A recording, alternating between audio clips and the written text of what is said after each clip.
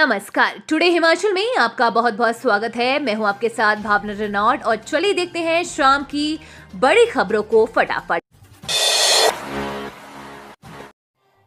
जगत नेगी बोले, बागवानी नीति से प्रदेश में 82,500 लोगों को मिलेगा रोजगार। हिमाचल प्रदेश सरकार की प्रतिबद्धता के अनुरूप बागवानी नीति को लागू करने वाला हिमाचल प्रदेश पहला राज्य होगा जिससे 82,500 लोगों को प्रत्यक्ष व अप्रत्यक्ष रूप से रोजगार के अवसर उपलब्ध होंगे।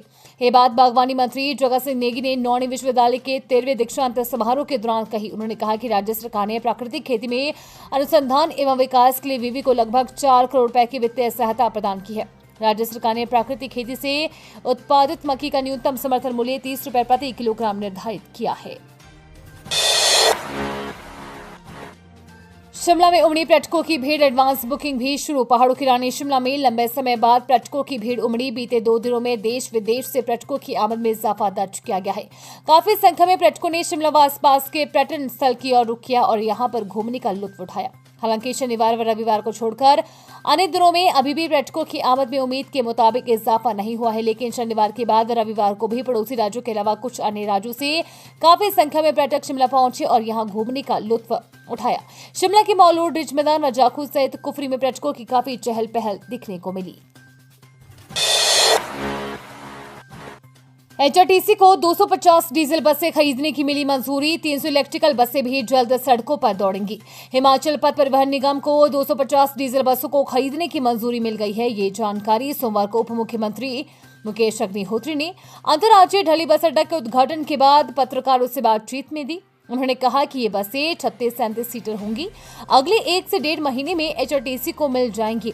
मुकेश ने कहा कि 300 इलेक्ट्रिकल बसों के लिए भी पैसा प्राप्त हो गया है।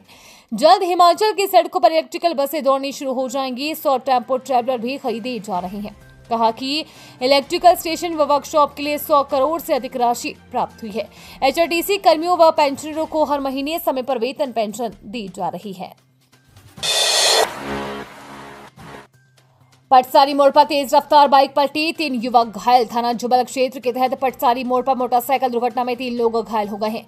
पुलिस ने हादसे का कारण तेज रफ्तार और चालक की लापरवाही बताया है। घटना तब हुई जब तीनों व्यक्ति मोटरसाइकिल नंबर यूपी 11C/S3017 पर सवार होकर रोड जा रहे थे तो तेज रफ्तार के चलते वह अनियंत्रित होकर सड़क पर ही पलट गया। घायलों की पहचान सरीक मोहम्मद 19, कलीम 40 और नूरुद्दीन 22 सभी उत्तर प्रदेश के रहने वाले हैं के रूप में हुई है। हादसे में घायल तीनों युवक अस्पताल में उपचाराधीन है। डीएसपी रोहड़ू रविंद्र नेगी ने बताया कि सरीक मोहम्मद के बयान पर पुलिस ने चालक कलीम के खिलाफ भारतीय दंड संहिता की धारा 289 और 337 के तहत मामला दर्ज कर जांच शुरू कर दी है। परिवहन निगम से हिमाचल प्रदेश के निजी बस ऑपरेटर नाराज। हिमाचल प्रदेश के बस ऑपरेटरों में नाराजगी है। परिवहन निदेशक के साथ बैठक के बाद उन्हें दोबारा से बुलाया जाना था, मगर मामले को 2 सप्ताह बीतने के बाद भी कोई बुलावा नहीं आया। ऐसे में इनकी नाराजगी बढ़ गई है और ये एक बार फिर निदेशक से मिलने के साथ उप मुख्यमंत्री मुकेश अग्निहोत्री से भी मुलाकात की सोच रही है, क्योंकि उन्होंने एचआरटीसी के खिलाफ 2 अपनी शिकायत पर सभी तथ्य परिवहन निदेशक के सामने रख दी है, जिन्होंने 10 दिनों के भीतर दोबारा चर्चा करने को कहा था। एचआरटीसी से भी इस पर जवाब मांगा गया था, जहां से भी कोई जवाब नहीं मिल पाया है। ऐसे में प्राइवेट बस ऑपरेटर अपनी अगली रणनीति बनाने में लग गए हैं। बारिश के लिए करना होगा और इंतजार। इन इलाकों में बर्फबारी के असर, जाने मौसम का हाल। हिमाचल में लंबे समय से वर्षा का इंतजार कर रहे लोगों को राहत की उम्मीद कम ही नजर आ रही है। मौसम विभाग के पूर्वानुमान के अनुसार अगले 3 दिन तक प्रदेश में पश्चिमी विक्षोभ सक्रिय रहेगा। लाहौल स्पीति, किन्नौर, कुल्लू व चंबा जिले के अधिक ऊंचाई वाले कुछ स्थानों में हिमपात होने की संभावना है और अन्य स्थानों पर मौसम में बदलाव की संभावना नहीं है। पश्चिमी विक्षोभ सक्रिय होने के अनुमान के बीच रविवार को प्रदेश में धूप खिली रही। धूप खिलने के बावजूद समदो के अधिकतम तापमान में 3.3 डिग्री की गिरावट आई है, जबकि भुंतर में 6 डिग्री, कुल्लू के सेऊबाग में 5.7 डिग्री, मनाली में 3.3 डिग्री, सुंदरनगर और कल्पा में ताबो में 2.2 डिग्री की वृद्धि दर्ज की गई है। चिट्टे के नशे में डॉक्टर, अफसर व नक्शक भी चढ़े पुलिस के हत्थे। 1.5 साल में 30 से अधिक गिरफ्तार। चिट्टे के नशे में युवा ही नहीं, डॉक्टर, अफसर, पुलिस कर्मचारी व नक्शक भी अपने सुनहरे भविष्य पर दाग लगा चुके हैं। नशा सरकारी विभागों के अफसरों कर्मचारियों को भी तस्करी के दलदल में धकेल रहा है।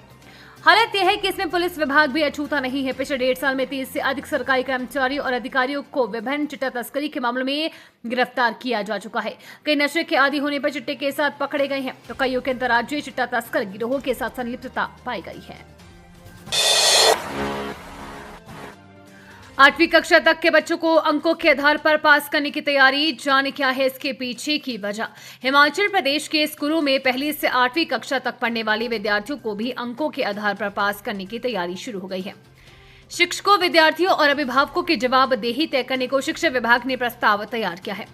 वार्षिक असेसमेंट में पास नहीं होने वाले विद्यार्थियों को 2 और मौके देने की प्रस्ताव में सिफारिश की गई है। इसके बाद भी पास न होने पर पुरानी कक्षा में ही पढ़ाने का फैसला लिया जा सकता है। समग्र शिक्षा अभियान के परियोजना निदेशक राजेश शर्मा ने बताया कि जल्द ही इस प्रस्ताव को सरकार की मंजूरी के लिए भेजा जाएगा। प्राथमिक स्तर पर ही बच्चों की नींव मजबूत करने के लिए ये प्रस्ताव तैयार किया गया है।